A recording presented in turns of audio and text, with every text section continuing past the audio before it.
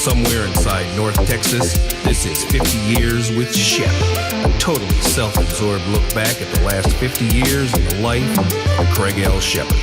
Over the next little while, Shepp will talk about whatever he wants, and you will listen. He will share a little history, throw in a live song, and talk about some stuff that you know you care about. Please join cameraman Lawton and Roadie Roman as we welcome your host, Craig L. Sheppard. This is 50 Years with Shepp.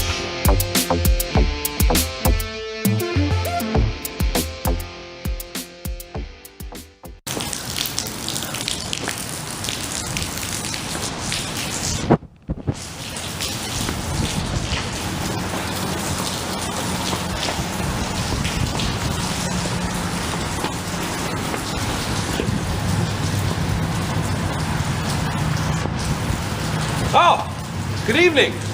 I'm just having a little car trouble here, trying to get my car to run here. I'm not sure really what the problem is. But you know, it's 50 years with Shepp, so we need to move on here. Oh, I see what the problem is right here. Excellent, look. Okay, so before we get started here, I'd like to introduce you to the major players of my family here. This is my mom and dad, Alice and Glenn. My grandma and my grandpa, William Lewis Sheppard and Nellie Sheppard. And yeah, that's me in the middle there. Then of course, yours truly, Craig. What a ham bone. Well, all right, well, give me just a second here. Let's close this up. All right. This is 50 Years with Shepp. Welcome to 1964. Let's go.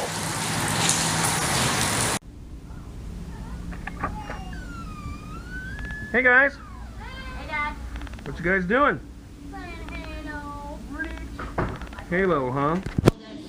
You can have that. All right. You can have that. I'm signing you, Dad. You can. Welcome to the studio. I was born on 27 July 1963 at 3:18 in the afternoon in Dearborn, Michigan. To hear my mom tell it, I weighed 6 pounds 11 ounces and I was about 19 and a half inches long, so, you know, whatever about that.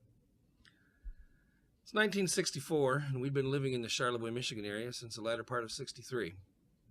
We'd remained there in our quaint little town until about January '65. My pop took a job with working for a House representative named Raymond Clevenger. When this happened, we moved out to the East Coast, but that is a story for next week. I was a toddler this year, and I was not very ambulatory. I learned how to crawl somewhere in that year, and eventually I would learn how to walk. I'm pretty sure that when I did learn how to walk, Mom and Pop had second thoughts about the little hellion that they had spawned. Anyway, the one story I remember from this year is the story of me and the family dog, Jocko. In the early 60s, disposable diapers were not used by many folks, so I had the honor of wearing this cloth thing. It was covered by this strange plastic, maybe you'd call it rubberish item. I suspect it was meant to keep all the baby nastiness in one place. Anyway, I might have a picture of this contraption somewhere, so if I do, I'll put it up in the video. So, one day, Mom had just finished cleaning me up, and I was laying on the floor there, after I had given her my malodorous present. She let me lay on the floor because she felt I was probably pretty safe there because I couldn't really move very well. I just kind of laid on my back and kicked my legs and, did all that stuff. Well, she felt safe, just let me hang there. So Jocko, being the curious dog that he was, wanted to see what that was hanging out over there on the floor. To hear Mom tell the story, she says that Jocko made his way over and began sniffing my privates. Apparently the sniffing, and the breeze created by the sniffing, caused yours truly to have an urge to relieve myself, which I did straight in the dog's face. Of course, I got all over myself, too. Anyway, Mom, having observed the hilarity, promptly came over and took care of the situation. She got me cleaned up and back on the floor where I was able to coo and goo to my delight. And sadly, though, as many of you may know, dogs are not the most intelligent creatures. Yep, you guessed it. Jocko waddled back over there, and up went the flag. A Again, he got sprayed right in the face, and I got another bath. I hated those baths. All right. So a couple folks were born the same day as myself. Let's see who we have for this year. Pantera bass player Rex Brown was born this year in Graham, Texas. Happy birthday, mate. Oh, well, so maybe I could only find one guy that was born this year on 27 July. But hey, at least he's a musician. Some other folks were born this year, but just not on 27 July. One of my best friends growing up, Dennis Wagner, was born on 29 February this year. This makes him 12 years old. What a sweet deal. Anyway, after I got out of the Army, Dennis and I would hold these weekly trash can parties where excessive drinking would ensue. We also worked together at Clark Oil for a while. Funny story, we had a concert venue in our home called Castle Farms. And Dennis liked to work the concerts because an inordinate number of hot girls would stop to get gas, cigarettes, use the bathroom, all that kind of stuff. Well, after one concert, I believe it was a Def Leppard concert, he decided he did not want to work concerts anymore. Well, I know why. I will not share it here.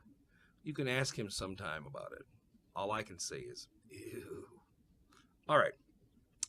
Another person that I have the privilege of knowing is Susan Peters. She was born on 24 July. We used to work at a web hosting company in Bedford, Texas. While I have nothing positive to say about that employer, Susan is a sweetheart with a very interesting life tie-in to American history. Some other folks born this year, Nicholas Coppola.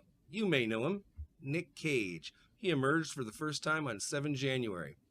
Peter Gill of Frankie Goes to Hollywood was born on 8 January. Pretty sure no one was relaxed on that day.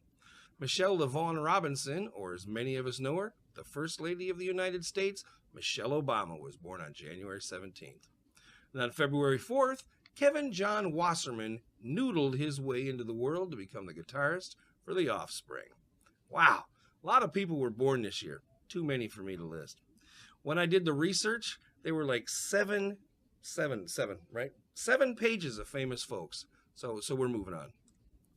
Coming up in our next segment, one of my favorite subjects, history. Stay tuned. I have my machine gun. I'm going in. Me too. Stupid. You know you get a shotgun in this? I'm just punching guys. Okay. And we're back. Capitol Records. The Beatles are coming, is how the receptionists at Capitol Records answered the phones when they took incoming calls. It was absolute pandemonium that crisp winter day on 7 February as the Beatles arrived on Pan Am Flight 101 in New York. Sir Paul McCartney, looking back, has said, "There were millions of kids at the airport, which nobody had expected." In reality, the count was more like 5,000. Still, to 4 young lads from Liverpool, it probably looked like a wall of humanity pressing toward them as they deplaned. I was only a few months old when this event took place, but the impact it would have on me as an artist is immeasurable. Many years later, in the mid-'70s, I had discovered the Monkees. I had never heard the Beatles' music, and my mother minced no words in her assessment. They were dope smokers and a bad influence on anybody that worshipped them. Well, one day my mother and I were in the local grocery store, Olson's, which is still there. Back in those days, grocery stores sold vinyl records. Yes, you young hipsters, music once came on these large plastic platter-looking things which had grooves all over them. Okay, I digress. Back to the story. We were in the front of the store getting our cart, which just so happened to be quite near the record stand. Up to this point, my musical diet had consisted mostly of whatever Mom brought home. John Denver, Glenn Campbell, Ed Ames, and, of course, any Monkey music I could find. The way I worked the Monkees' music was because I couldn't find the records. We had a TV station, WKBD, out of Detroit, Michigan. It was Channel 50 there. I think it was like Channel 3 in our hometown, but whatever. Anyways, I'd run home after school. I'd get in front of the TV set, and when a song came on from the Monkees, I'd crack out this Radio Shack cassette deck, and I'd hit the record button. And that was how I got my music. Anyways, as I looked through the records, I came across the Beatles' Red Album, the 1962 to 1966 compilation discs. I'd remembered hearing of these guys and thought maybe I should give them a listen. I turned to my mother and said, "Look, Mom, It's those guys that impersonate the monkeys. Yeah. Yeah, that's what I said. I begged her to buy the album, and she was adamant in her refusal. Again, she said they're drug addicts, and, there's no way she would give anybody any money that espouses that lifestyle. So, well, you know how kids are. I was persistent. I followed her around the grocery store, and I said, Mom, if you just give me this album, I'll never ask for another thing as long as I live. Well, she gave in and made the purchase. Needless to say, my life was never the same again. I had taken up the drums because of Mickey Dolenz. He made it look so cool. I began writing music because the Beatles made me think it was possible. A couple of years went by, and many more Beatles albums had found their way into my collection. All along, Mom held her ground. She was, again, about the drugs and the womanizing and all that other rock and roll stuff. Well, one day as I was coming down the stairs of our Charlevoix home, Mom was whistling one of their tunes. She finally admitted that the Beatles were quite talented. While she still didn't approve of the lifestyle, the Beatles found another lifelong fan in my mother. Another difficult nut to crack was my best friend growing up, Randy. He and I had begun jamming on a regular basis, and the music was flowing. Granted, it was pretty lousy. Our first big hit was a catchy little ditty called I Killed a Dead Cat. It used the highest 2 frets on the bass guitar. Oh yeah, we were going places. Anyway, Randy fought the urge to fall in love with the Beatles, tooth and nail. He called them the Bugs. Like most young people, we had our hideout, which was the inside of a hide-a-bed couch. I had pulled the cushion out, and I had mounted some speakers inside there, and I had a little record player in there and some snacks, and it was pretty cool. It was one of those weekend days in the hideout that Randy finally folded. From that point on, we were in a race to see who could get all the albums first and to one-up each other on Beatles knowledge. Yeah, that hide-a-bed couch was a lot of fun. Our friend Mike Bear and myself would fold Randy into the bed, right? We'd lay him on there and fold it up. We'd push it back into the couch, and then we'd, sit on it. Not for long, mind you, but we thought it was great fun, sitting on Randy there. So, anyway, back to 1964. The Beatles were scheduled to perform on the Ed Sullivan Show 2 days after arriving on 9 February. Needless to say, it was a madhouse. The throng of fans in the audience and the viewing public never looked back. It was the beginning of what would become known as the British invasion.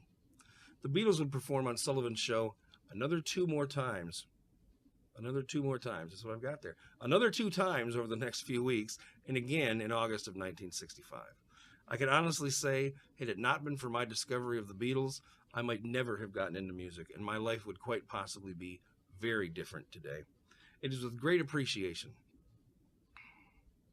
that I must say thank you to the boys. John, Paul, George, Ringo.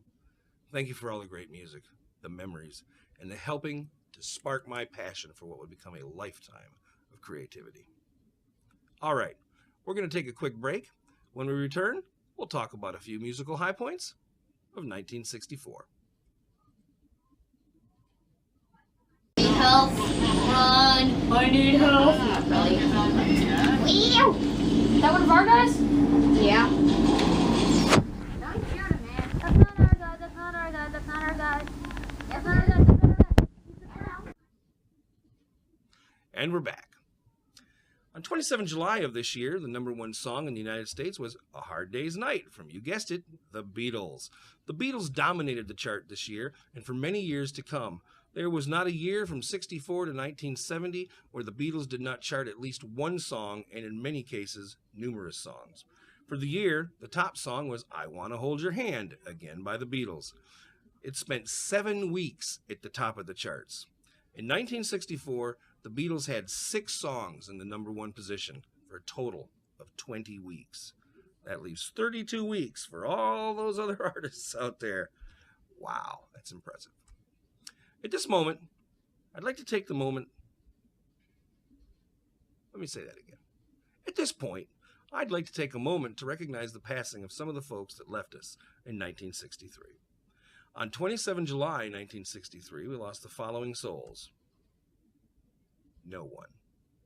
According to HistoryOrb.com, no one famous died on July 27th. I'm sure there's many other people that did die on July 27th of 1964, and my condolences. While many other souls left us in 1963, here's a few of the more well-known that many of us have heard of. Five-star General Douglas MacArthur passed away on April 5th. Herbert Hoover, the 31st President of the United States, died following severe internal bleeding on October 20th. He was 90 years old. All right, after the break, I'm going to force you guys to suffer through a tune from 1982. Don't go away. Purple. No. He's glowing. Holding the wrong weapon. Oh. Scare me, Dad. You scared me. What do you All right, you guys have fun. It was spring 1982, and I was madly in love with my future wife, Amy. She and I were in the backyard at my father's country home, and as any teenager, I suppose I had a lot of questions. Why am I here? What's my purpose? My father taught me that we couldn't have God without nature. And because of my questions, and because of his thoughts and my thoughts together, this song is what came about that one spring day. This is Tell Me.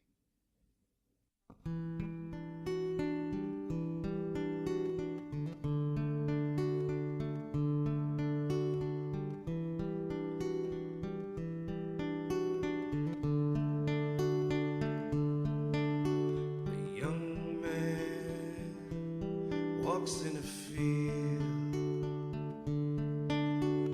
watching the sky as he walks, and ahead of him lies a wooded forest, and to Mother Nature he talks.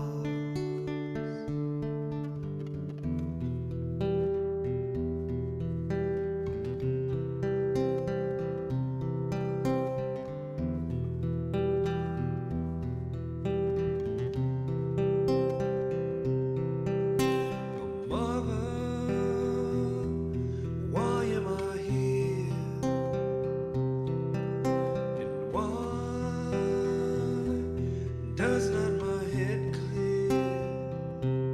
And please,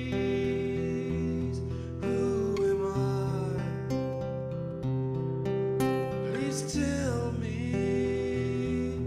who I am.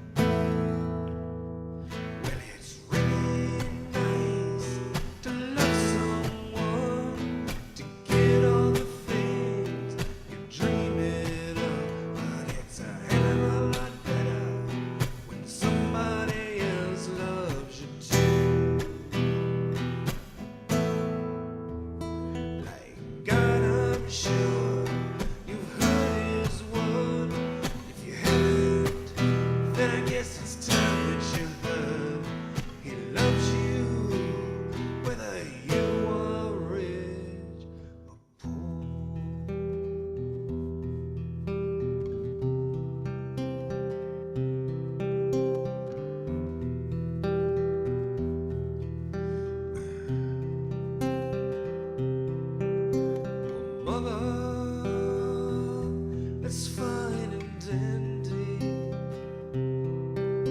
but I already know God's love sets you free.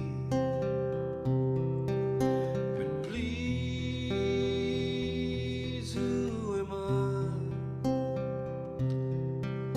Please tell me who I am.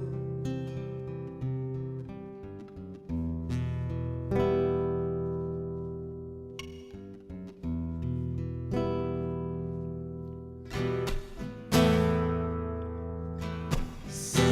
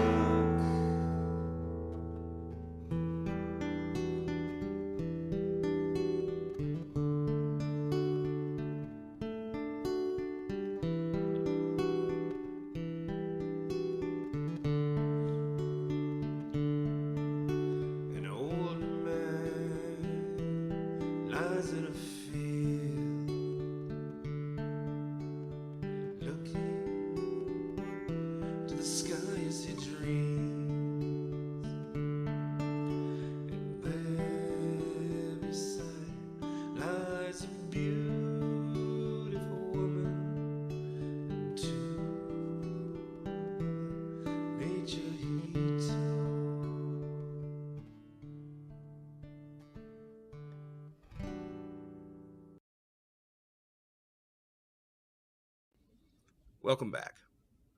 Well, folks, we're at the end of our second webisode, 50 Years with Shepp, 1964. As we did last week, I'd like to close by reading a few passages from a journal my mom wrote after I was born. Bear with me. Got to adjust my glasses a little bit. August 16th. Mom took me to Hudson's to shop for some receiving blankets. You should have heard the people rave about me. Even when I was crying, they thought I was cute. They noticed that my eyes are beginning to focus, and after my 11:30 p.m. feeding, I slept all night long. I think we're missing a page in here somewhere, but anyways, we'll keep going. I slept all night long till 9:15 a.m. Saturday morning. All told, it was a really big day shopping, sightseeing, and sleep. I haven't mentioned it yet, but my mom and dad, they kind of like me. This is hard to read because it's really dim. Sunday, August 18th, we had company today. Barb and Bob McClellan came to see Daddy and brought me a new sleeping outfit. A new sleeping outfit of terry cloth and a crib sheet. A crib sheet. Isn't that a gambling document? Okay, I'm sorry, we're going back to this. I wasn't a very good boy, but I found out how to turn around in my crib. Daddy thought my presents should have been like a fishing pole. I had my first taste of fruit today. It was applesauce. Not bad. Yeah, she seems to skip pages here. I'm not really sure what the deal is. I think Dad would have been unhappy with that. He was kind of a conservationist. He would have said to write on both sides of the page. But anyways, okay, we're moving on. Saturday, August 25th. I was 4 weeks old today. Mommy weighed me before I nursed, and I was 8 pounds, 8 ounces. And after I weighed 8 pounds, 14 ounces. There's a joke in there. Dad and Mom call me Glutton Gut. Well, I'm a growing boy. August 30th. I've managed to keep Dad and Mom awake almost every night for 2.5 weeks. Good for me. Hey, they finally did me in, though. Dirty rats. Called that doctor and got some drops with phenobarb. I think she's talking about phenobarbital here. Yes, it was the 60s. Phenobarb in them. I get 5 drops before every feeding, and as try as I will, I can't stay awake. Yeah. So, phenobarbital, huh? Gotta love the 60s. Anyway, thank you for watching. Join us next time when 1965 will be the year in the spotlight. If you know anyone that was born or passed away in 1965 and you'd like to have them included in the show, just drop me a line at Shepp, that's SHEPP, at shepp.ws. And don't forget to like us on Facebook at facebook.com/SheppTunes. That's facebook.com/SHEPP-tunes. Thank you again, and have a great night. And we're out. Where's my hat? Oh no, I forgot my hat. What am I going to do? Oh well. Take care.